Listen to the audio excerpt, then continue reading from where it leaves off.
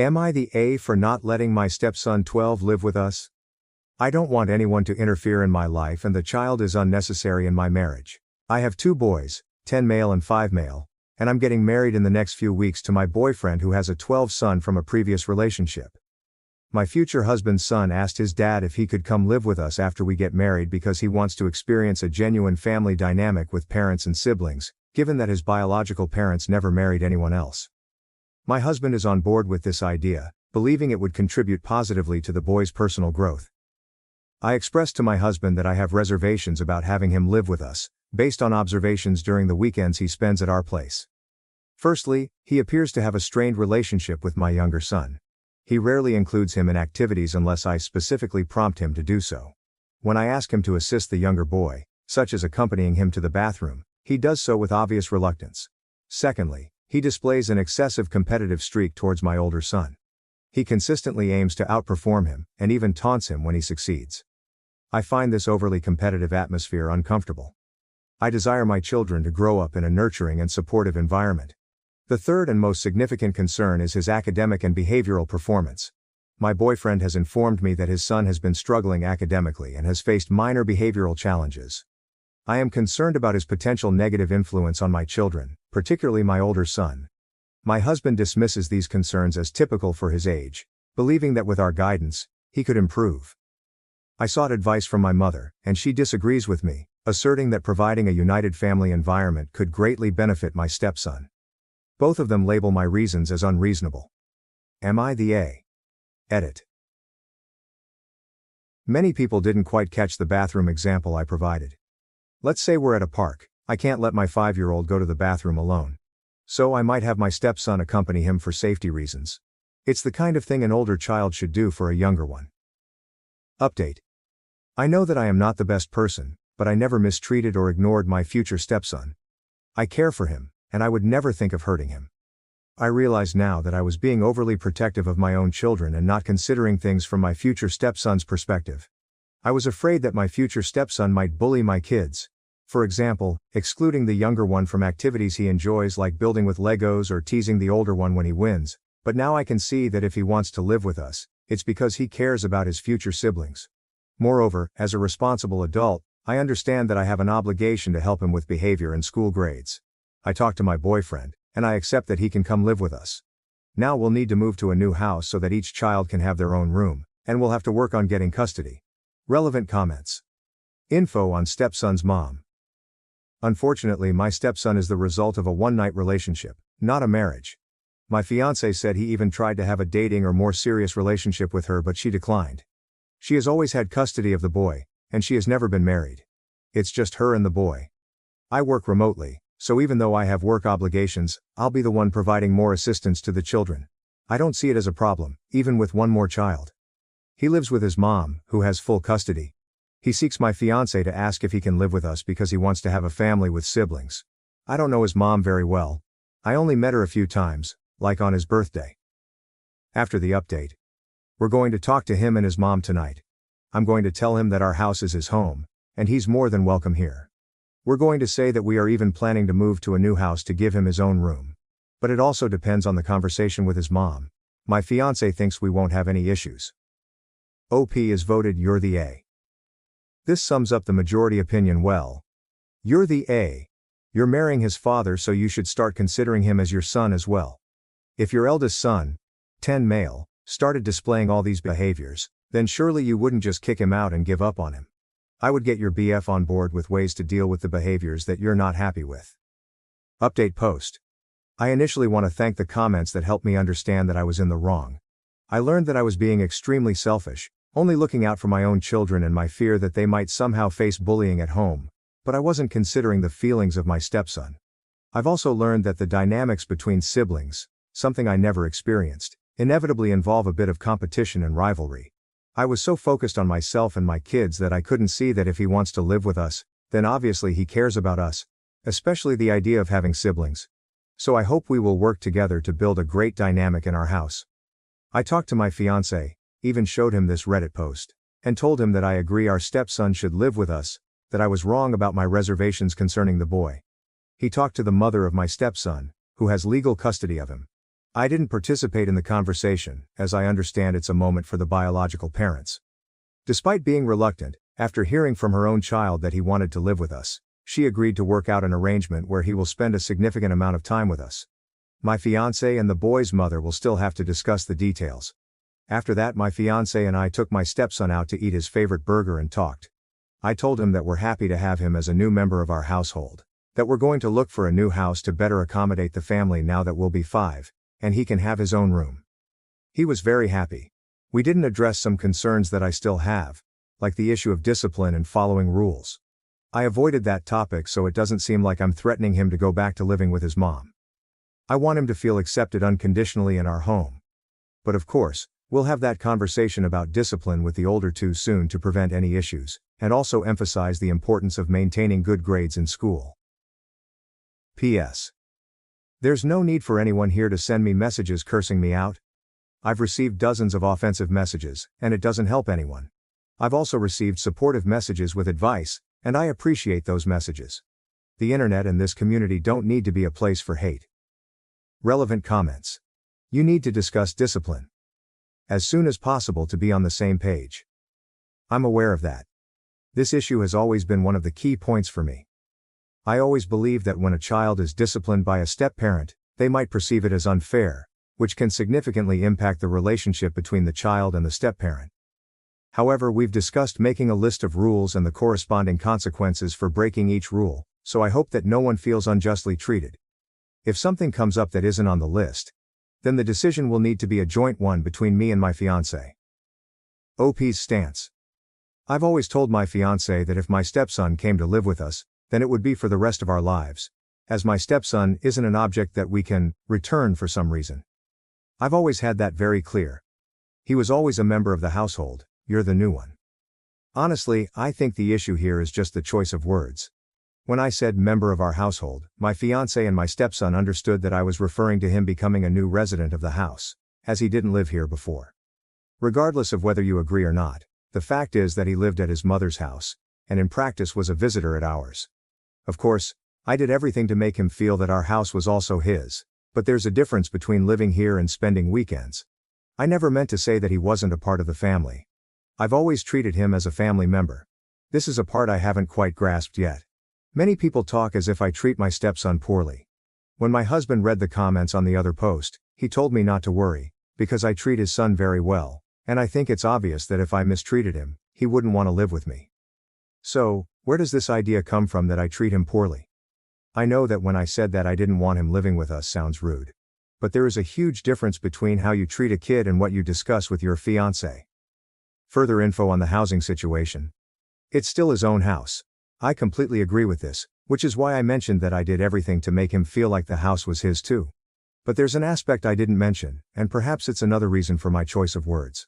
My fiancé is moving into the house I live in with my kids, so chronologically, it makes sense for me to refer to it as my house, and say that my stepson is a new member of it. Of course, from his perspective, we are the new members of his family. Child's perspective is very different and very insightful.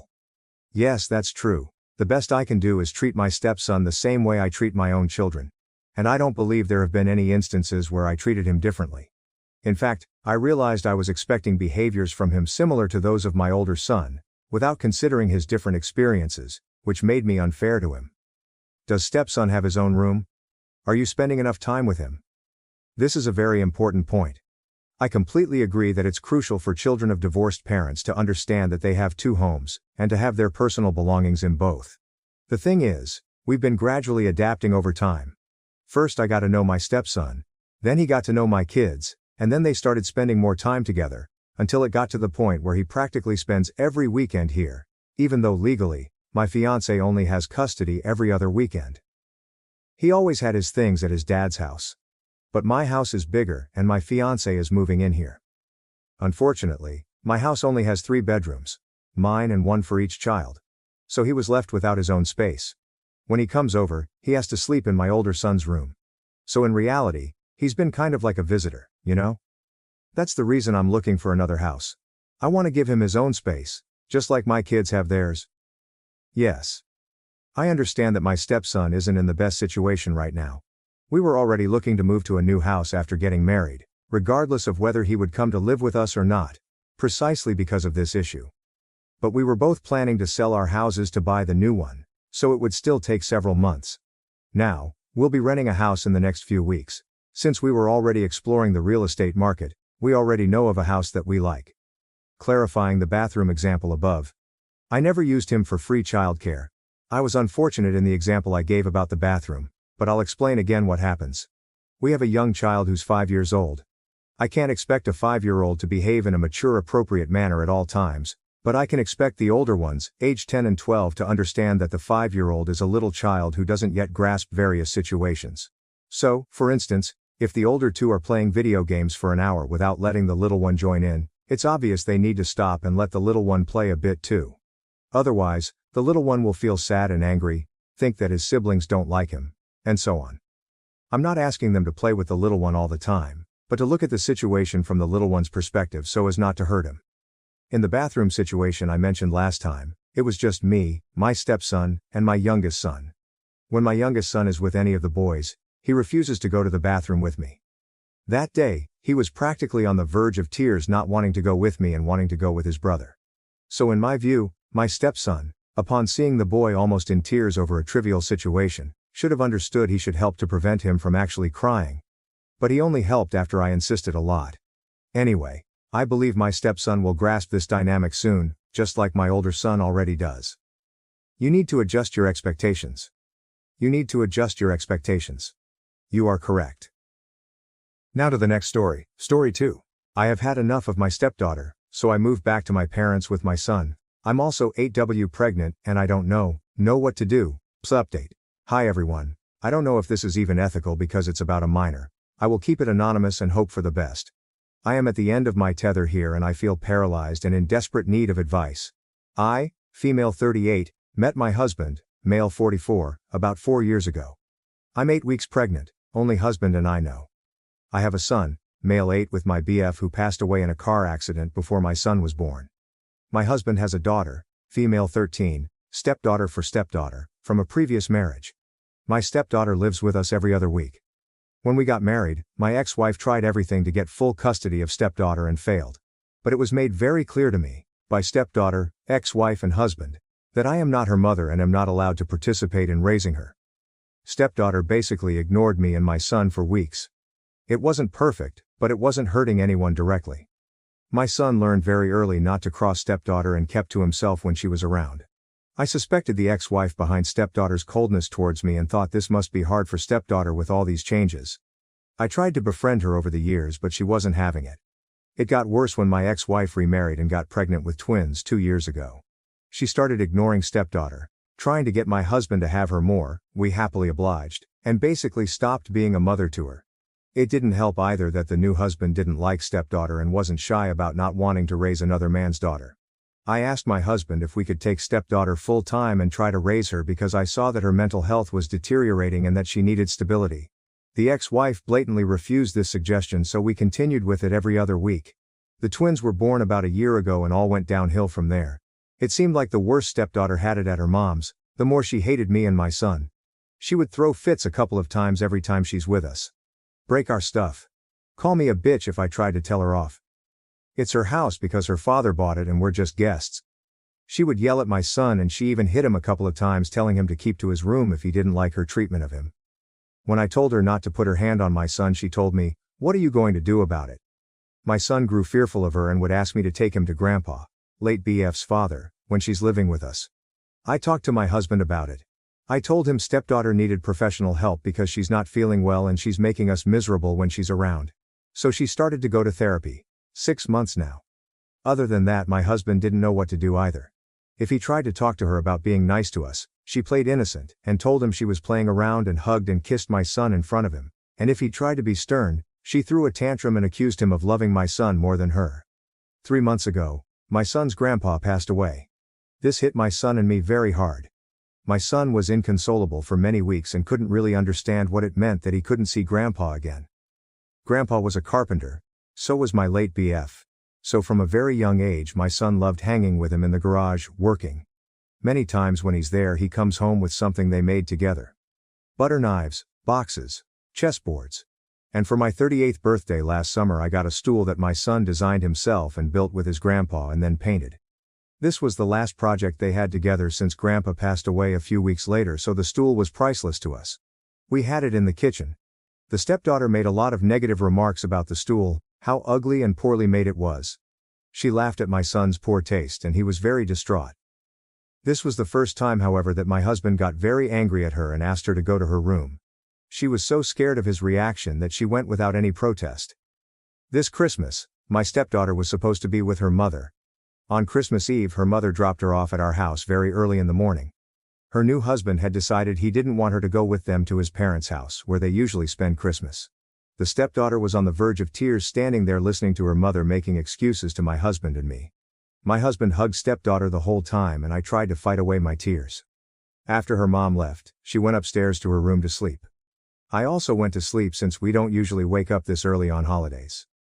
When she saw me, she smirked and said she didn't want ugly furniture in her house. I pulled her away and told her to go to her room and tried to get the pieces of wood out of the fireplace. That was when she threw a scalding hot liquid in my face. It was hot cocoa. I yelled in pain and my son started panicking, so I ran to him to tell him that I was fine. The stepdaughter stood there laughing. I took my son upstairs and went back to her. I grabbed her hard in her arm and started pulling, pushing and dragging her up to her room and locked the door. Husband came home with my parents moments later. My mom took me to the emergency room and my son insisted on coming with me. I had second-degree burns on my cheek and neck. When I went home, my husband was so mad at me for assaulting stepdaughter by using force to get her to her room. He told me I should have had compassion knowing how hurt she was by her mother's abandonment.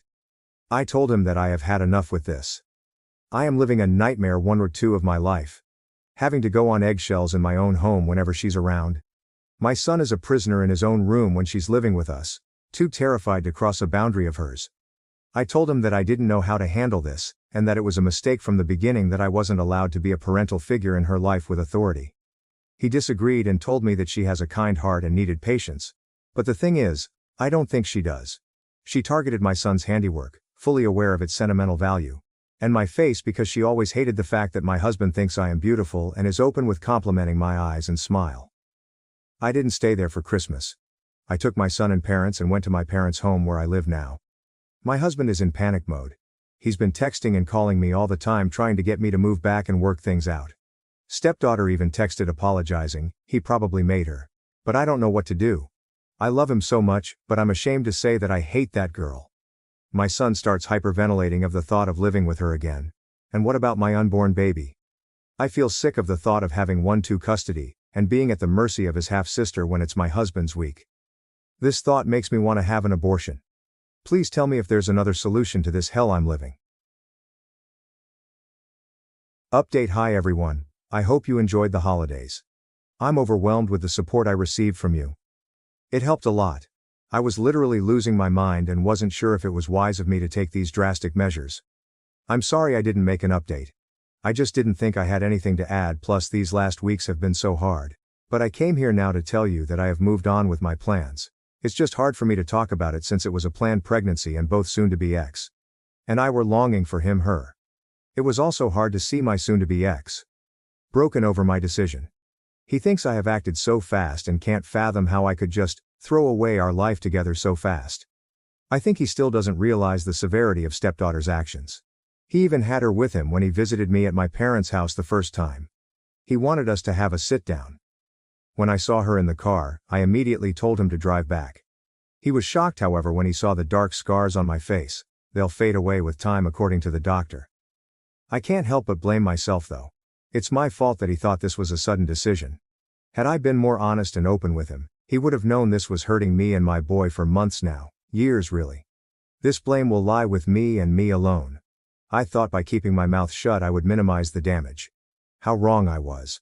My stepdaughter is living with her grandparents full-time now and I think it's going to be a permanent thing. Her stepdad is adamant about not having her around his children. I think this is so messed up on so many levels, but I don't know if I have a say in this. It's her parents' call even if I think it a grievous mistake. And I can't say that I care either. My boy is doing better. He loves living with my parents. He knows he will have to change schools and he's so scared about it, but he still thinks it's great that we moved. We started therapy. In one session, the therapist tried to explain to him how stepdaughter is not feeling well, and that she needed help. He got upset and told the therapist he didn't agree with her. He told her stepdaughter isn't the only one hurting. Many kids have bad parents and that he never knew his father and lost people he loved, but still he wasn't mean to his family. I cried for days after this. I am so sorry for what I put him through. I just want to spend the rest of my life making it up to him. My beautiful baby. With Omicron, we're back to working from home, so it really doesn't matter that I live 5H from work. I work in a bank and I have talked to my boss. She will help me apply to a nearer office. I think I have covered everything. If anything major happens, I will make a new update. Thank you again for the support. You helped more than you can imagine. Ciao edit. We have rebuilt the stool. We couldn't make it perfect and we had to patch it in many places and repaint it. But we love it. Some explanation from OP. I'm sorry I haven't been able to answer all your questions. I wrote my update very late and went to sleep. When I woke up it was locked. I will try to answer some here soon to be ex. And his ex got divorced because the ex cheated on him. Her relationship with the affair partner. Didn't last. An affair partner left her when they got busted. This happened way before soon to be ex and I met. But the resentment came from soon to be ex. Moving on. From what I understood, soon to be ex and his ex were planning to give their relationship a second chance right before I met him, and he allegedly changed his mind. He blatantly denies this, but I've heard it from his ex and even stepdaughter. I know I was harsh on the stepdad, simply because I don't think him to be a good human being. His reluctance towards stepdaughter started way before the twins, and even before they got married he made it clear he would prefer it if stepdaughter didn't live with them. He even tried not to have her at their wedding. But after the incident, I don't blame him, even though I know he was happy he got a reason to get rid of her now. The problem is that stepdaughter loves him and the twins. She never speaks ill about him and always praises him. When she felt hurt by them, her hatred for me increased instead. I don't know how to explain it, but I kind of understood her. My soon-to-be ex isn't an evil man. He's probably a bad parent, but I don't think he is malicious. He knew his daughter was hurting and his solution was to spoil her when she stayed with us. It didn't help either that stepdaughter saw that he loved my son and treated him well. She always accused him of favoritism, and that drove him to spoil her even more to prove that she's his first priority. A vicious circle. On the morning of Christmas Eve, when my stepdaughter was dumped at our doorstep, soon-to-be ex cried after she went to bed and felt hopeless. I think that's why he couldn't understand the severity of what she did. She had bruises from where I dragged her to her room. Getting mad would probably have been my first reaction if I didn't know the full story and my child was bruised by an adult. I'm not trying to defend him. I'm trying to understand why he reacted like he did. About my stepdaughter moving with her grandparents. I think soon-to-be ex, even though he doesn't want to admit it, is repulsed by her run. It's so sickening, but I don't think he can help it.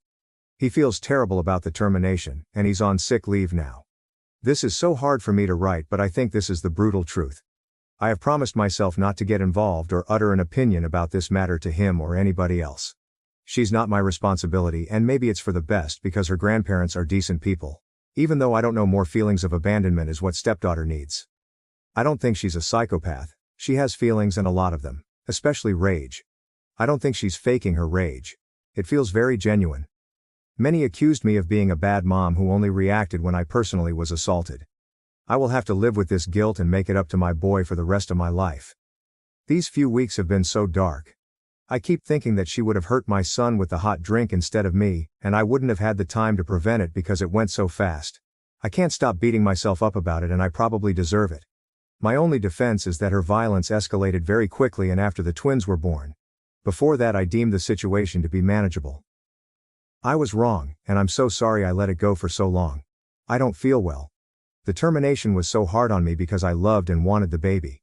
This has nothing to do with my political views or beliefs. I don't live in the US or any other religious country. Where I live, abortion is a basic human right and not a political view. It was hard for me because I have longed for a baby. Please stop abusing me in the chat, calling me a murderer and whatnot, or at least do it here and not hide in the private chat. I'm going to live with my parents for a while now, even after we settle the economy and separate our finances. I feel like it's good for us ATM. My son is so happy with them even if he misses soon-to-be ex. He knows if he chose soon-to-be ex. It meant stepdaughter too, so he's trying to adjust to a life without his dad. We're getting a dog. He has always wanted one but couldn't because stepdaughter is allergic. I hope this answered all your questions, and thank you again for the support. Relevant comments. Commenter. OP mentioned soon-to-be ex. Feeling unwell right after mentioning pregnancy termination. My speculation would be just some negative feelings or depression about losing the prospect of losing an unborn child and correlating the cause to be his daughter, and particularly the burns she caused to OP, which he got to see the scars caused by it as a surprise when visiting her. I am assuming OP's injuries were bandaged up when she came home from the ER, and was confronted by OP and had no idea about the severity. Seems like things went from blissful ignorance to shocking realization of the current state of things around him. Some sort of a breakdown. From his life going from being married with child, stepchild, plus unborn child on the way. No more marriage. Stepchild is gone along with the wife. Discovery that bio-daughter was violent towards wife and stepson, which resulted in wife getting second-degree burns and scars on neck, dart face, and that ended up being the direct cause of termination of unborn child. Pretty much went from thinking he's got a near-perfect life to where did everyone go in the span of a... Thank you for watching. If you haven't subscribed yet, please do so and hit the notification bell to stay updated with more shocking real-life stories happening around you. Am I the asshole for setting boundaries with my son's fiancée and refusing to accept her as a family due to her constant manipulation and pressure?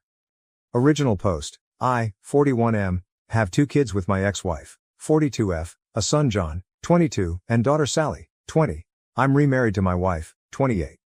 I'm very close with my kids. My son is engaged to Abby. She seems nice but has been a bit pushy trying to create relationships with me and my wife, though she's also awkward with her. Abby isn't close to her family. She told us many stories why, and while some of her complaints don't seem awful, it's not my place to judge and I didn't live it so I can't know anyway. We've tried to be welcoming but Abby has forced her way into some family traditions where she wouldn't have been invited, and some where no one outside of a specific family would have. She has been calling Sally sis since they were only dating a few months, has an odd sister/mother-in-law thing she does with my wife, and the one I'm not a fan of, wants me to be like father to her. Not because we've clicked or anything. We are very different people, not saying that in a bad way, just saying it's not based on how we get along or anything. My kids and I have a tradition when they come over that we have a private catch-up in my office study before they leave. Which is now even more important to them because while they both get along well with my wife, they don't want to have personal conversations around her yet. Abby asked if we could talk, and after I explained the tradition, John later asked that I do it, saying she'd never had a caring conversation with her dad. We compromised that I didn't include her in the tradition but did join the 2 of them for coffee and let her talk. Then she started calling me dad. They weren't even engaged yet. John pulled me aside and begged me to give her that. Laid this whole thing on me about me always being the dad she always wanted right in front of her and she just wanted that. Told me she cried watching me and Sally together. She still gives me random hugs. I'm a lucky dad. I didn't like it but I do feel bad so I gave her that. She wants me to walk her down the aisle in the father-daughter dance. I don't want to walk her down, and I walk with a cane so dancing is hard. At my own wedding I only danced twice. John is begging for me to do one, preferably the aisle. They came over Sunday. John and I were talking. I thought to address it, when Ab walked in without knocking, asking if he'd told me yet. I asked what John said she wanted me to say about having a second daughter now in my speech and how I loved her. I just looked at him. She asked if I'd do the walk and dance for Sally. I said of course. She yelled she's my daughter too and I said it will never be the same, Sally is my actual daughter. I tried to explain that I'd talk about her being a happy addition to the family and I love how happy she makes Jack, which I thought was a good compromise. But she started crying. John apologized and they left, but he called me when they were home, nearly begging me to. AITA because I won't lie and say I love her or she's my daughter. Update 1. I had planned on writing this sooner but life got in the way in a couple of really good ways, but people were helpful and asked for updates, and I have a surprise-free day, so here it goes. On Mother's Day my kids and their partners go to visit my ex-wife. So it turns out my ex-wife and Abby are a lot closer than I realized. She calls her mom, which is part of where this comes from. Also apparently my ex has been egging it on. On Mother's Day they were talking about the wedding and I guess whenever Abby referred to me it was his dad.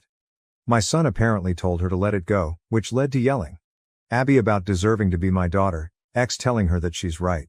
Son telling her that I am trying and she should be realistic about things. Sally telling her I only had one daughter, which was apparently a response to Abby saying to her that as my daughters, they should be united. According to my son Abby was crying, according to Sally she was crying and yelling and kicked something before going to her room, and Sally told me she went off on her mom, but will not elaborate so I don't know what was actually said. But knowing Sally, hoo boy. Around 2 a.m. I got a text from Sally's partner's phone saying Abby really is great, she hasn't been perfect but you should give her a chance and you will learn to love her. I saw it when I woke up.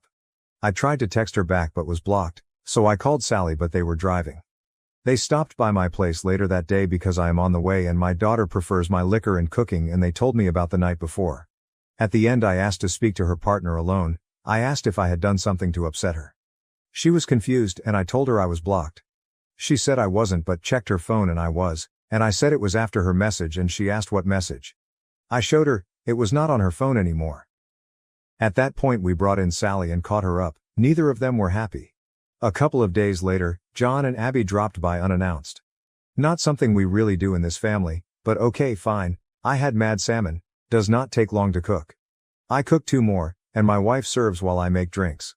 The entire night was Abby trying to bring up the wedding. John trying to change the subject, Abby not allowing that. We talk logistics because I am helping them get some good deals through some professional contacts I have when finally she just says so I was talking to mom, she said that you can walk me down the aisle and she'll do the dance, or you can dance and she'll walk, it's your call but you need to choose soon. I reiterated that I could not dance. She tried arguing that I had danced a little at my wedding but I made it clear that is different, and did not feel comfortable walking her. She got upset and said, Mom loves me, why can't you? I felt bad but couldn't lie. I pointed out that she had John who loved her, my ex-wife, friends, she had people who love her. She said but other than, ex-wife, those aren't my parents. I said neither am I. She was very emotional so my wife and I gave them a few minutes. My son and I were alone later, he looked exhausted. He said the problem was that after Mother's Day Abby had called Sally and kept saying they are both my daughters, that I did not get to be close with one but not both, and that it was them against me. But at that one Sally cried havoc and let slip the dogs of war. Things were said, grievances were aired. John had to hang up before it got worse, but I guess Abby was shaken but there was a new problem. Abby had decided in her head that I did not mean what I have been saying and was just doing it for Sally. He told me he would handle it. Ron Howard. He did not. So now I get text messages from Abby every couple of days acting like we have a secret relationship Sally doesn't know about. She even called herself my secret daughter and lolled. She invited my wife to lunch, saying 2 out of 3 of his girls going out. She has even started using the pressure of showing up at events like a recent barbecue to play a certain image. She hugs me more and holds it, wants to take pictures with just me or my wife and I but always a few with just me to post with captions I do not like. My wife is getting especially annoyed because of how she is with her. I guess Abby surprised her with Father's Day plans for me that had to be shut down. As it is she still inserted herself into the day, but she has a soft spot for her and when Abby gets emotional she caves. My wife is a sweetheart. I asked him if he was upset with me and he said no, he just wished it was different. He said we're good, but he's worried he and Sally aren't, which is when I took the advice of some people and suggested premarital counseling. He said he would talk about it. Abby is insisting Sally go to her fitting. That shop should pay-per-view that potential Royal Rumble because Sally is not holding her feelings back anymore. I told him Sally loves him and I'll talk to her, but for now it is stressful all around.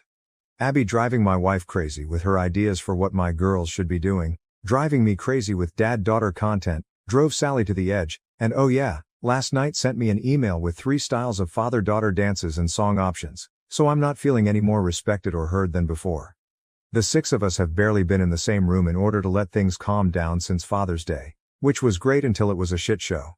Sorry this is so long, with all the craziness this is still the abridged version. We are supposed to meet Friday, Sally's partner and I have a bet going about how bad it will go. So onward and upward, I hope you fathers had a less dramatic day than I did and by any chance does anyone know exactly how bad of a crime I need to commit to enter witness protection? Just curious update 2. I have gotten requests for updates on my situation, and as I enjoy a refreshing mojito and my wife her mojito, life feels good and the perfect time to amuse the world with my pain and familial drama. Plus a cousin of mine who apparently reads these and knows my situation gave me the convincing argument of dude, you can't keep people hanging. And how can I argue with that airtight argument? I apologize for how long this is, a lot has happened. My wife's pregnancy is going well, keeping her as stress-free and pampered as possible has been my focus. It is such a different experience this time, both because of how much more involved I can be and how much better a relationship I have with my wife than I had with my ex. My daughter Sally has been great, even her partner has been great, helping with the nursery or driving her around when I can't. My wife doesn't know because it is a surprise, but my son has been building a crib for the baby, modeled after the one I built for him and his sister, to show my wife his support. My son is a good man. And he is still in there, he just has a soft spot for Abby. Which I guess gets us to the part of the movie where Godzilla shows up and starts busting up buildings. So I called a family meeting with my kids to talk about the situation. Told John his sister was only doing wedding activities she wanted to and that the guilting request needed to stop, that this was hurting his relationship with his sister. Sally was happy I said it so she did not have to yet again. I told him if he did not stop her from messaging me I would block her with a bluntly honest explanation why. We got a lot out, John seemed to understand, but then a few days later they insisted on coming to talk. Sally and I decided we would get everything out. So all of us ate at our place. Abby started in immediately about baby shower stuff and I told that is the kind of thing we wanted to talk about.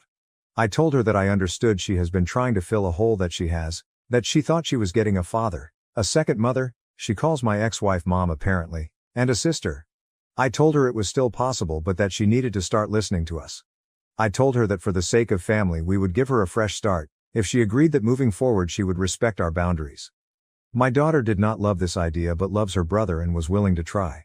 Abby tried to say that since we were starting over we could define what the relationship would be and just be family. We told her we were not ready for that it needs to happen organically. She got mad that I am closer with my daughter's partner, which is true but we just get along, and that she deserved it for trying so hard. My daughter said something about trying things we actually want. She ran to our bathroom, he ran after her. After a while I checked on him. I could hear her repeating, "This is not what I wanted." My wife, daughter and her partner went out to the patio to give them privacy and salvage the night. After a bit I got a text saying they had just left. I checked in with him the next day and he said they talked more at home and she understood. For a couple of weeks things were good. The text stopped except the occasional wedding question, since it was getting closer. She stopped pushing herself on my wife and Sally, and we thought was involving us in less in wedding planning out of respect, since as it was they only got the venue at the rate they did because of my professional connections and they know I was willing to help but not interested in helping plan, even if I'm good at event planning. But then I got a call from the venue telling me the card I used had been declined. Now this is a specific card I use for big purchases because of the miles so I knew it had a high limit. That was how I learned that they had changed dates by 2 months despite being informed I would still be out much of the money because it was too close to the date. I was furious. I mean I have been lucky in life financially but I am not blow off deposits like nothing wealthy. Called my son, said he needed to get his ass to the house, just him. They both came. When they arrived I opened the door, she actually started with, "Dad." I think I just replied, "You have got to be fin kidding me," and walked toward the table. Abby had the nerve to ask where dinner was. My response was not polite as I made it clear that was not why they were here. I hoped my son would not lie to me so I asked what was going on with the venue. She started going into wedding details but my son interrupted to tell me they postponed because my ex-wife was unavailable because of a surgery and he had not told me because he was putting money together to pay the lost money himself, and he had just reached out to guests to let them know. And that is when Abby's mouth opened. "We have extra time to work on our dance." Now during this time my wife came home, and I was walking her toward the bedroom when Abby said that. My pregnant wife with me said, calmly, "I have different feelings about that and will elaborate further shortly," or something like that. Then I laid my wife down and got her water, turned on her symphonic covers of popular songs and walked back to the table and said something like, "You are out of your fee-in mind, have you ever been listening?" I made it clear I was done with this nonsense, we all were. And kind of lost it asking she did not hear us last time because her head was up her ass.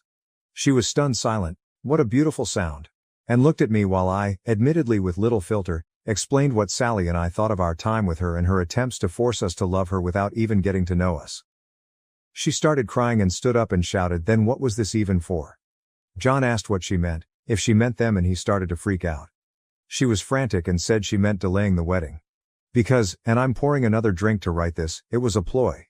My ex-wife and her decided if I had more time I would come around. Apparently my ex told her not to worry about the money because I am loaded. She has always been bitter. I make so much more than I did when we were married, as if that is out of spite rather than my career arc. I think she did that on purpose, frankly. But she not only told me that lie, she and my ex told John as well. He was distraught. Repeating, "You lied to me," as she tried to spin it, but he was letting it out about how much he has defended her and covered for her, and she lied to him too. She was defensive and blamed my ex for telling her things and me for being stubborn. She yelled, "Why can't I just call him dad?" And finally, after so long, I heard John respond, "Because he is not your effin' dad." She started crying and something about his being the one that told she could call me that, and he said he told her she might be able to eventually, but he had told her again and again to slow down. She started sobbing and went to sit on her chair but missed and fell on the floor. Appreciating physical humor to break the tension, I admittedly chuckled and hid my mouth behind my drink. This all led to a lot of sobbing. I said I needed to check on my wife, and as I walked out she was repeating, "I just want him to be my dad too." I came out and he was walking her to the door and apologized. I said not to. They left. He came over a few days later and said they had a long talk at home. He even asked her if she would have dated him if there was never a chance of being in the family. He believed her when she said yes, but she admitted I was a big draw as well. I was the kind of dad she always wanted. My relationship with Sally is what she always wanted, and the way she said it gave John doubts that she loves him for him. I talked about marriage counseling, how his mother and I tried it, and, while it did not save us, it provided clarity and an impartial voice. I pointed out they both like coming to me, but I cannot be impartial, and if they are trying then they need to do it for real. Abby texted asking if I was the one who suggested therapy. I responded with, "Does it matter if John wants to?" She asked why it was so bad. She wants to know what I think, and I just said John is the man whose opinion should matter most to her. They fought due to the text. She agreed to the counseling and the wedding has been postponed. I may have done a dance. So they are in counseling. He said she struggles, but I obviously do not know details. She is pressing for me and Sally to go to a session with her. Sally told her she did not want to hear Sally unfiltered, and I am not interested. Abby has been leaving Sally alone.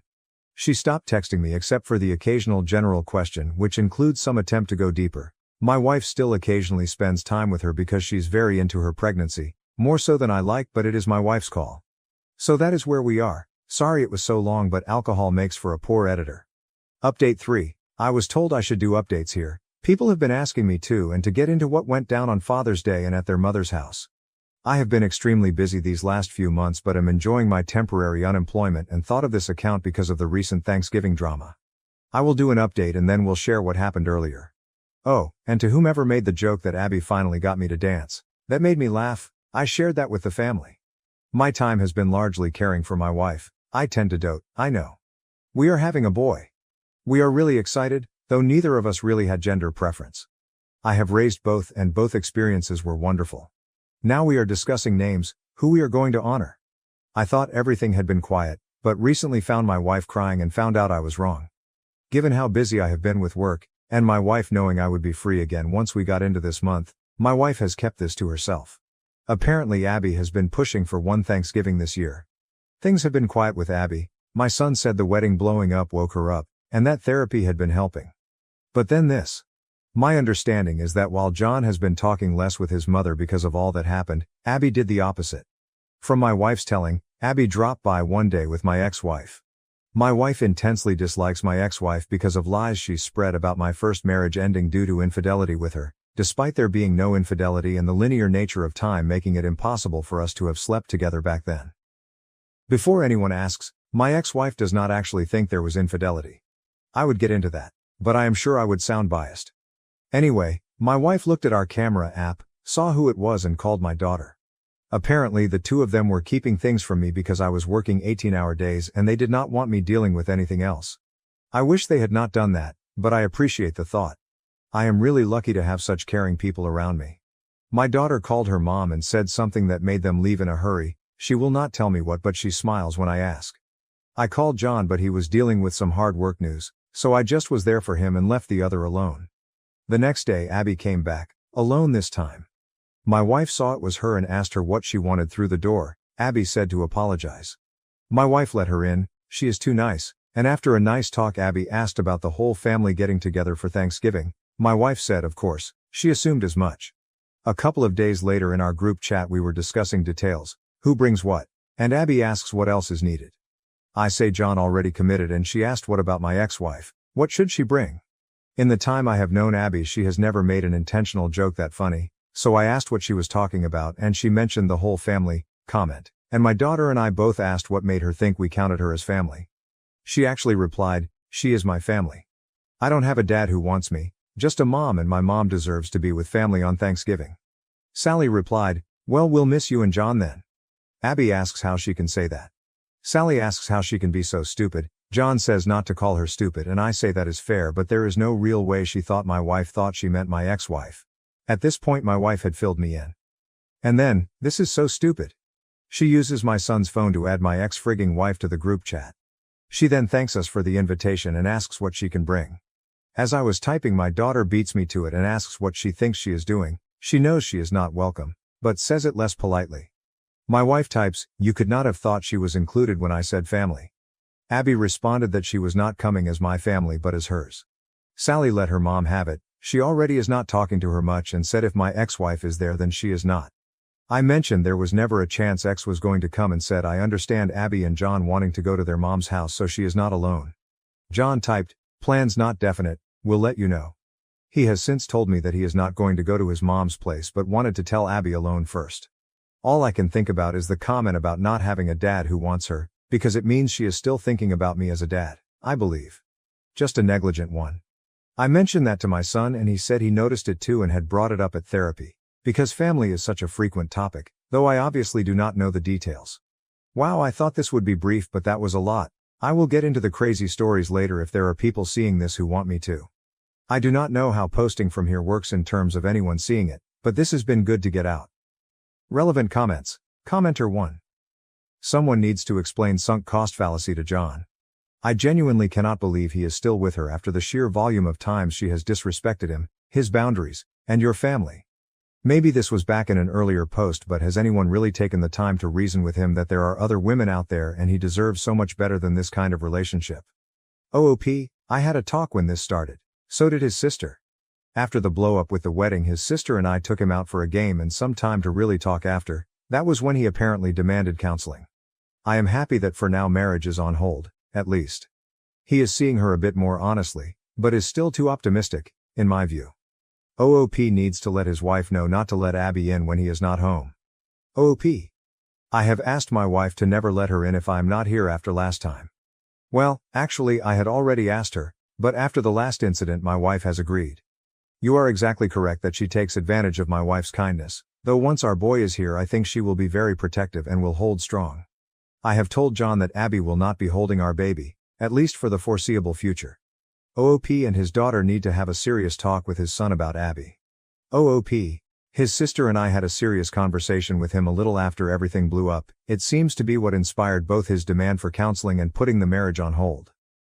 He is better about seeing her honestly. His sister said something about Abby having similarities to their mother, which would have been fighting words from anyone else, and I saw the temper that rarely comes out. But then he listened because she clearly put thought into it. I never thought about it. I am proud to have kids smarter than me. I know my boy doesn't come off as a genius in these posts, and fair enough in that department, but professionally he is brilliant. She laid her reasoning out in excruciating detail. He listened though because she was not enjoying it at all. It was sincere. Some seem to have clicked because since that talk he has been different with her. I just am not getting my hopes up. Commenter 2. When two crazies are feeding off each other's crazy, they can start thinking anything is possible. I have a feeling that even if your son leaves her she's not going to go away peacefully. Her and your ex sound like peas in a pod unfortunately. OOP, my daughter really went at him pointing out their similarities. She made her case well and thankfully it shook him up. Thank you for watching. If you haven't subscribed yet, please do so and hit the notification bell to stay updated with more shocking real-life stories happening around you. I caught my wife cheating after 20 years of love, so I confronted her affair partner and ended his marriage. Now my life is in shambles. I didn't notice the signs that were there. Here are a handful that come to mind. She began sending strange late-night texts. She frequently went out for drinks with her pals. I was happy that she was being friendly, even if this was not her usual behavior. She attended yoga once a week, but it appears that she was not compensated because she assisted with setup and cleanup and the instructor was one of her coworkers. In my opinion, she was also quite rigid for someone who practiced yoga. Callers who are unknown hang up. If we were near each other's phones, we would frequently answer them. She had an unidentified caller on multiple occasions who would end the conversation as soon as I responded. Although we received a lot of spam calls, the calls were typically from telemarketers or debt collectors trying to locate the number's prior owner. It's rarely a hang-up. I was not expected to return until tonight because I work out of town. Tomorrow was our scheduled departure for a 2-week road trip. I came home yesterday afternoon because work was sluggish. Since we've been so busy this summer with family and friends, this trip was meant to offer us some alone time. I didn't recognize the truck in my driveway when I got home. Recently, My neighbor inquired about my opinion of the new truck, but I assumed he was wrong and didn't give it much thought. I had a horrible instinct as soon as I saw the truck. The feeling was there, and it was powerful, even though I loved and trusted my wife. I crept to the window of our bedroom on the side of the house. It was open, and as I approached I could hear them. My worst suspicion was validated when I peered out the window. On my bed they were straight there, nude. I turned to leave. I've been resisting the temptation to do something I'll later regret. Right now, I'm having a hard time caring what happens to me. I spent the night in my family's cabin and drank all that was there. I was about to confront her on my way home today, but I changed my mind. I'm not prepared. Anger is all I can feel. Violence is all I can think about. Right now, I'm not in a good enough state to see her. I'm currently back at the cabin. I've spent the last hour gazing at a 60-ounce bottle of rum. I don't want to become wasted and make poor choices, but I do want to get wasted and forget this. I am aware that this is a pivotal time in my life and that what I do in the days ahead will determine how I live the rest of my days. I am there. I need assistance. I'm contacting strangers because I'm not ready to talk to friends or relatives. F this planet. Edit. The rum will remain nearby for the time being, but I have made the decision not to consume it. My brother is on his way and should be here in a few hours, according to the phone call I made. My wife just texted me to tell me how much she loves me and how excited she is for our trip. I still haven't replied. In addition to my brief update, I wanted to clarify a few remarks and queries that continued to come up. I feel much better today, if you can't tell. The pain subsided almost entirely. Although I still feel like I've been hit in the stomach, I've started to look ahead. I don't think this is correct. Am I just incredibly resilient, or is this a sign of things to come? To shed some light on the queries and remarks I've received, I've included some cliff notes. When I mentioned wife and best friend, I meant the dual roles my wife and I had in our relationship. I didn't even know the other guy, let alone consider him my best friend. I didn't get a good look at him, but based on my fleeting impression and the fact that I saw his car, I don't think it's someone I know. We are childless. However, we intend to have them shortly. We recently sold our home, and when the new owners move in September, we plan to relocate closer to my place of employment. Like he did for me, I will express my gratitude to my neighbor in a subtle way.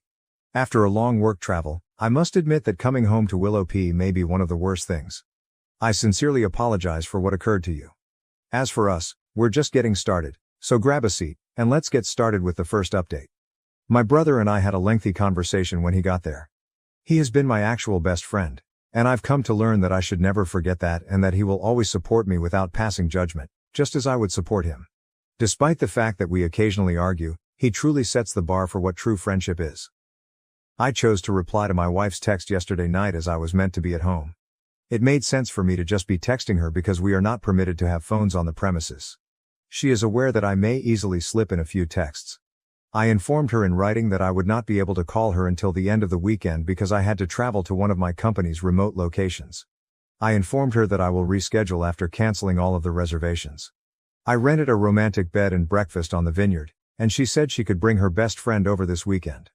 I was aware that she didn't want me to believe that her best buddy would be attending. Since it was non-refundable, I informed her that I had already given it to my brother and his wife, who would reimburse me in a month. I canceled every reservation this morning, with the exception of the romantic one. I'm going with my brother. Luckily, the hotel allowed us to move from the honeymoon suite to a 2-bedroom. This just ended up being a long overdue fishing excursion with my brother because there is a really great lake and boat rentals close by. I am therefore free this weekend. That reduced my worry and gave me more time to reflect because I won't have to write or speak to her for a few days. Right now, I'm considering getting a divorce. There's really no other way for me to see it. My brother is in favor of this, however he has requested me to talk to someone for a few weeks. On Monday, his wife is willing to speak with me through a friend of hers who works as a couples counselor. At least it might help me sort out some of this muddle, but I don't see it changing my mind. In order to at least get ready for what I believe is inevitable, I am also starting to talk to lawyers and taking a lot of advice from this place. I want to do it correctly. I don't think she would try to cheat on me, but I also don't think she would try to do so I think I should be ready for anything.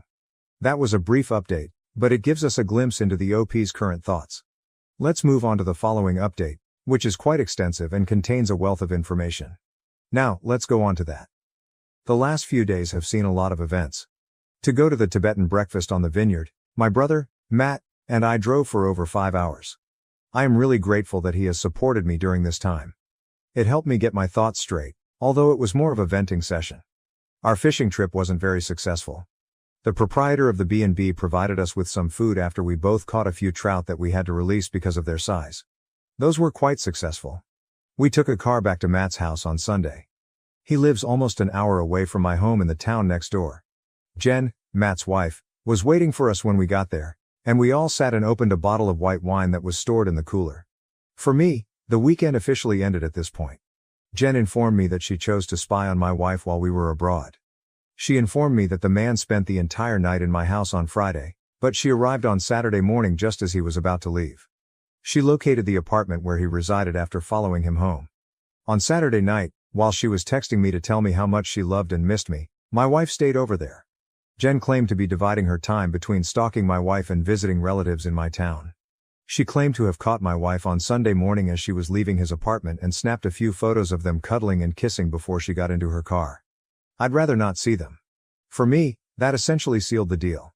If she can so easily go from telling me she loves me and being with another guy, I doubt I could ever trust her again. Nevertheless, I made the decision that I would not react hastily because of my feelings. I must maintain my composure and composure. Jen then informed me that Sharon would be joining us for supper. Jen made an appointment for me with a psychotherapist named Sharon. To be clear, this was my first encounter with my wife, and she has never met her. We got along well, and Sharon was a really pleasant girl. Following dinner, Sharon and I took the dogs for a stroll around Matt's neighborhood while also having a little private chat. Sharon was quite helpful since she listened well and gave me the impression that I didn't need to be cautious. Being that open about how I felt was therapeutic. Even though I get along well with my brother, this was something new and much needed. I enjoy blogging on Reddit for the same reason. It's a way for me to vent and clear out some of the chaos in my thoughts. The only practical advice Sharon provided me during our hour-long walk was to not put off talking to my wife. It will be more difficult to discuss this with her the longer I wait, she said. She explained that right now, I need clarity more than anything else, and my wife is the only one who can provide it. Jen and Matt invited me to remain with them for as long as needed later that evening. I talked to my manager, who was able to arrange for me to live in corporate housing because I'm aware that Matt and I have a time limit on living together. Although I had to leave on days off, I had been staying there every other week for some time. If I needed to, he was able to arrange for me to remain full-time for a few months. Later that week, I made the decision to reschedule with Sharon. For the first session, I thought talking would be enough, and she agreed. I lay in bed all night Sunday, trying to figure out how to go about this. I found this difficult because even the hypothetical situation in my mind made me feel depressed or angry. I made the decision to wing it. Normally, I perform well under pressure. I got up the following morning and bid Matt and Jen farewell. What if he's there when I get home? I asked myself as I drove home. I then reasoned that it would probably only make me feel even more irate than I had been a few days prior. I choose to start with a drive-by. My wife's automobile and his truck were not present. After going inside and gathering a number of necessities and items I didn't want to part with, I proceeded to the man's residence. His truck was there, but so was her car. To find out where she was, I made the decision to write her. "I'm getting groceries," she said. I drove past the grocery shop and verified she was there because I don't trust her at the moment. Admitting that I did that makes me feel so bad, but that's the only way I can be sure of anything, and it breaks my trust. We need to discuss, so I contacted her again and implored her to simply come home. "What's wrong?" she replied in writing. I just replied that she must be prepared to be honest before shutting off my phone. 15 minutes later, she arrived home. As usual, she came over to give me a kiss and an embrace when she entered. I turned my back on her. She repeated, "What's wrong?" to me. I therefore advised her to start telling the truth to me. She seemed not to understand what I was talking about. I replied, "Okay, if you can't be honest, then I'm leaving." At this point, she became frantic and asked, "Are you talking about yoga?" I assumed that was a beginning. She told me that she hadn't been attending yoga when I asked her what she was talking about. "Where were you going if you weren't going to yoga?" I asked. She claimed that because she had been so worried lately, she was taking walks to decompress. "What has been causing you so much stress, and why did you feel the need to lie to me about what you were doing?" I inquired. She said she didn't know how to tell me and attributed it to the transfer preparations. I persisted in pressing, saying, "So you decided to lie. Why did you feel the need to let me know that you were taking a stroll to relieve stress?" I responded that I wasn't stressed when she stated she didn't mean to lie and that she was concerned she would be making me feel more stressed. She didn't appear to be telling me everything. "What do you mean?" she asked, looking at me in amazement. "I think you're lying about more than just skipping yoga," I remarked, glancing at her. "I'm asking you to be honest once more. If you continue to lie, this won't work because you have already lied to me." "Oh, are you talking about last weekend when I went for drinks with some friends and came home late?" She followed up on her attempt to deflect by claiming she was at a loss for words. "I sensed something that disturbed you. I didn't know she went out late or drank drinks." I questioned her whether she was lying again or if it was what she actually did while I was at work, a few hours away. She explained that although she went out for drinks that evening, she didn't run into her purported best friend. In response, I inquired, "Who did you see?" "No one, I just drank alone," she claimed. Naturally, I wasn't buying this, and I was getting impatient. I therefore questioned her, "Is that something now? That you are drinking by yourself?" "Yeah, maybe I have a problem," she replied in response. She had one final chance to be honest before I left, so I told her to get to the bottom of her drinking problem. She claimed she didn't know what else to say after giving me a glance. I simply got up and walked away. I usually take a drive to keep away from her when we argue. She likely assumed this was the same, but then she noticed that I had taken my Xbox, clothes and toiletries. She started blowing up my phone at that point. "There's nothing more to say," I told her, because I offered her an opportunity to be honest and she didn't. She pleaded with me to come home so we could discuss things face to face. She claimed she didn't know what she believed she'd done or why I was so unhappy. She reaffirmed her love for me and her vow to never harm me. I felt a new ache in my chest just listening to her say that. The words were always consoling, and I blindly believed them. It felt like a dull, sharp knife cutting through my heart in the most worst way right now. I hung up because I couldn't take it any longer. Before I was prepared to respond once more, she called back roughly 40 times. "Did you talk to Karen, the best friend?" she asked this time. She responded, "Come home, I don't want to say this over the phone," when I asked why. In order to lower my heart rate, I agreed and continued driving for a little while longer. I then returned home. "I assume you spoke to Karen," she began. She went on to describe how they went out for drinks a few weeks earlier when I was at work, but I just gazed at her. When a few men began purchasing drinks for them, they simply cooperated. One of the guys tried to kiss her as they were leaving, but she quickly retreated and informed them that she was married. She then expressed her regret and wanted to inform me, but she was a fool and chose to keep it a secret from me. She also informed me that without asking, Karen provided his friend my wife's number after hooking up with the other guy. Since then, he has texted her a few times, but she has never responded in writing. After all of that, I just asked her to show me her phone, and she did. Other than her mother and me, there were no texts at all. This was new to her because she never deletes her texts. When I investigated the deleted images, I discovered one of a guy I didn't recognize, even though her photos were clean. She told me it was the man who attempted to kiss her when I inquired who it was. "Why did you take a picture of him?" I asked her again. Once more, she placed the blame on herself, claiming that I was just being stupid. I pointed out that it's not a valid excuse and refused to allow her get away with it. I pressed her once more to explain her actions. She claimed not to know. "Is that all you want to tell me, or is there more?" I inquired, growing weary of the whole situation by this point. That was all she could think of, she said. I went out again. I didn't want to face any more hints of the truth. I climbed into my truck and headed out. She tried to stop me as she hurried outside, but I was already out of her grasp. After having my lunch and trying to think of what to do next, I went to the adjacent park and just sat on my tailgate. As I sat there, I started to recall other things I should have known better, like the times I worked a weekend shift and went to bed early. Along with some of her girlfriends, my wife went out to the club. She wasn't home when I woke up at 4 in the morning. I tried calling her several times, but nobody picked up. She called me back about half an hour later to ask if I could come get her. She informed me that they were unsuccessful in their attempt to hail a cab when I picked her up. Her buddy was approached by a pair of men who wanted to stop at home before offering them a ride. Her married buddy entered a room with one of the guys when they arrived at his residence. According to my wife, she looked for her for long before giving up and waiting with the roommates in the kitchen while enjoying a drink. When I tried to call her, she said she didn't hear her phone. We got into a fight over this, and she ended her friendship with her friend because she was disgusted by what they had done. I assumed that was the end of it. She once made the trip to another city to see a close friend. A scheduled girls' night was held. 4 of the girls were in their pajamas, watching movies while intoxicated. That's what I was told anyway. She then gave me a goodnight call at around 1 in the morning. She kept telling me that they were having a nice girls' night during our 20-minute conversation.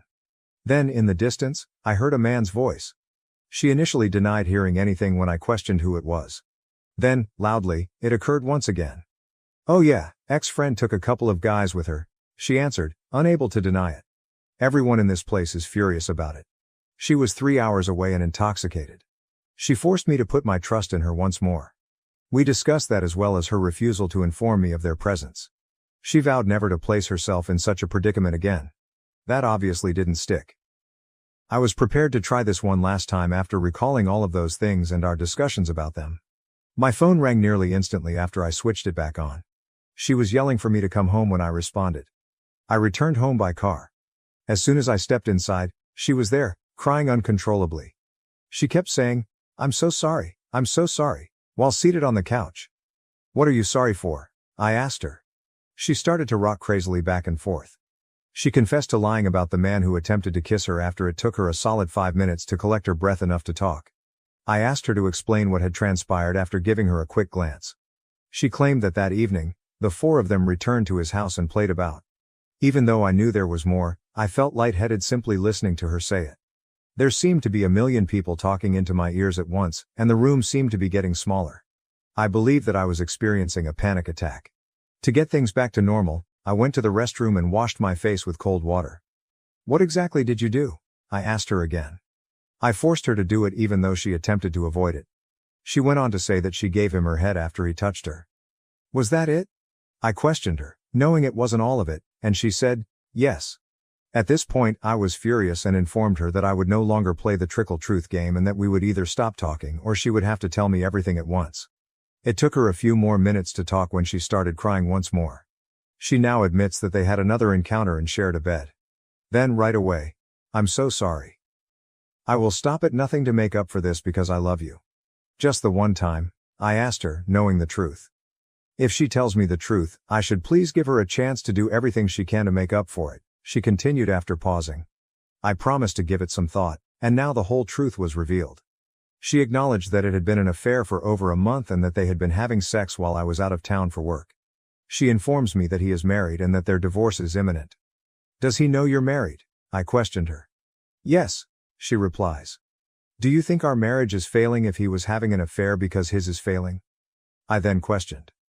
"No, I don't think ours is failing," she responds, before going on to say, "I'm so dumb.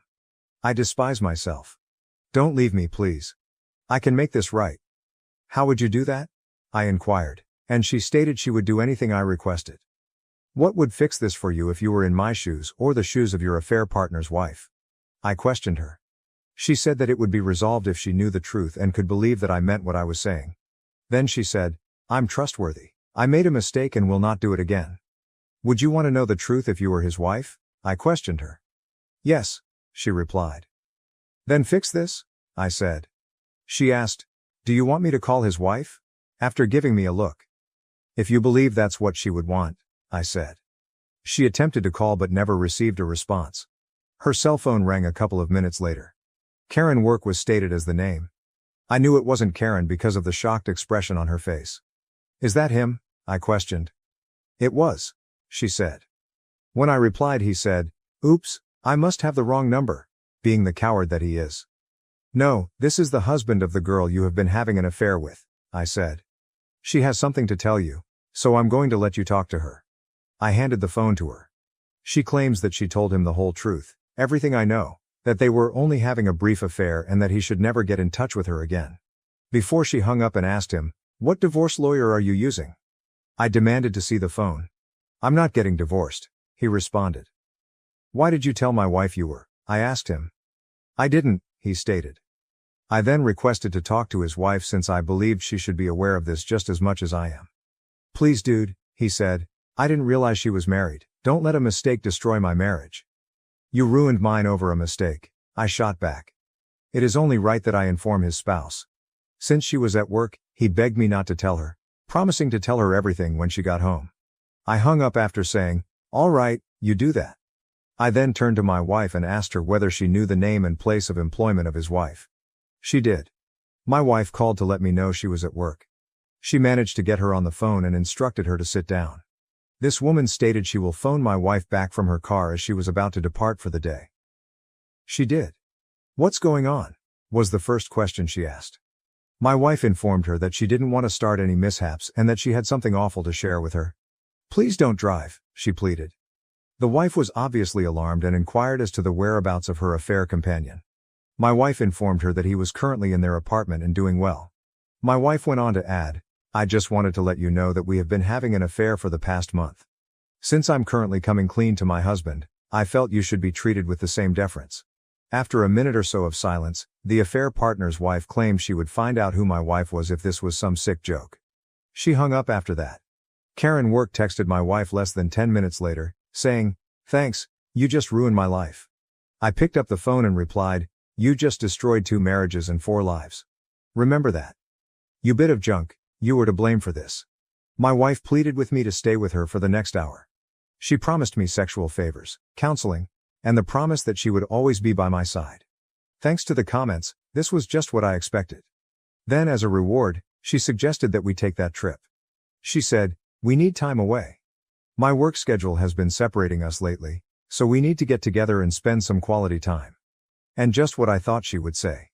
I went, but she wasn't expecting me to inform her. Additionally, she wasn't prepared for me to inform her that I already had a counseling appointment scheduled. She most certainly didn't anticipate my telling her that I had slept with her in my own bed. She probably didn't anticipate that I would have a hotel reservation in place. She sobbed on the floor when I told her all of that. She began to complain that she didn't deserve to live. She advised me to break up with her immediately since she is too awful to be with anybody else. That was how it continued for some time. I listened to her justifications for 4 hours straight, during which time she tried to give me a hug, a cuddle, or even a head if I would just remain and work things out with her. When I finally phoned Karen, I informed her that her unfaithful buddy was suicidal and asked her to come watch her. After that, I departed. I haven't spoken to her since that incident, which occurred about a full day ago. All day long she has been phoning and texting me. All day long her friends and family have been phoning and texting me. Each one has a different justification or request for sympathy. The only person to write to me was her father, who assured me that he would always love me like a son, no matter what, and that I should act in my own best interests. I had my first good cry since this whole thing started when I read it. My counselor Sharon and I have appointments tomorrow and Thursday, respectively. Though I'm unsure of everything until it happens, I believe I know where this is headed. I apologize for the long story, it's just a good method to get things out. Once more, thank you very much for all of the letters and comments. I feel so much less damaged and more hopeful because of the folks who are sharing their own tales like this. I truly appreciate all of your words and actions on my behalf. That concluded the update. Before I offer my commentary, we have one last update regarding this story. All I can say at this point is that I believe the OP did a fantastic job of persuading his unfaithful wife to tell the truth. Final update. Well done, he. Let's proceed to the last update now. It was a pretty eventful week. I've been alternating between my brother's house and camp. I only stay on nights when I have an early appointment because I want to be as unobtrusive as possible.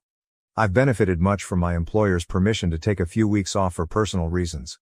I've kept going to see the therapist, Sharon. So far, I've seen her 3 times. Personally, I feel better now than I did a week ago. Therefore, even if I don't think our visits are very fruitful, I do think they're a nice opportunity for me to get some things off my mind. I will therefore continue for the time being. Last Thursday, I had a conversation with a lawyer. I compiled a list of all assets and financial information, including debt, under their guidance. After that, I went to the bank and requested that they put a stop on our accounts so that no one could take money out of them without the other person being there. This won't prevent either of us from obtaining new money, just the old shared money, because we both have our paychecks deposited into our own accounts. Although it's now too late, the lawyer did advise me to wait to confront her until after I've served her the papers. I was getting calls and texts from my wife, her family, and her friends almost non-stop throughout the entire week. My sister-in-law hosted a family gathering at the cabin this past weekend. I went and had to tell my family the news. Now that it's public knowledge, I can incorporate them into my recuperation process. Up until about 8 o'clock on Saturday night, everything was going as smoothly as it could be. When my wife's automobile arrived, my dad, brother and I were gathered around the fire. Matt, my brother, assured me he would handle everything. In order to avoid being seen from the driveway, My dad and I made the decision to take a stroll around the property. I could hear my wife yelling at my brother to move out of the path as we were just about to enter the woodland. She was accompanied by a few of her pals, who were also shouting at Matt and urging him to shut up. He tried his hardest, but in the end they were too much for him. She pushed past him and came running toward us. She must have noticed us going in that direction. I stated I would handle her, even though my dad offered to handle it. My wife, who I'll just call Kate, came racing to me and started crying. I didn't stop her from giving her a hug right away, but I also didn't give her one in return. She pleaded with me simply to talk to her. I accepted, and in order to have some peace, we strolled around the property's trails. The other guy's wife has left him, according to Kate. She told me that he blamed her for everything and threatened to kill himself over the phone. She says she hasn't spoken to him since telling him to simply do it. She then takes out a piece of paper and begins enumerating the ways she intends to make amends with me. She provided all of these services on the first day, including sexual requests and couples therapy. And then she surprised me.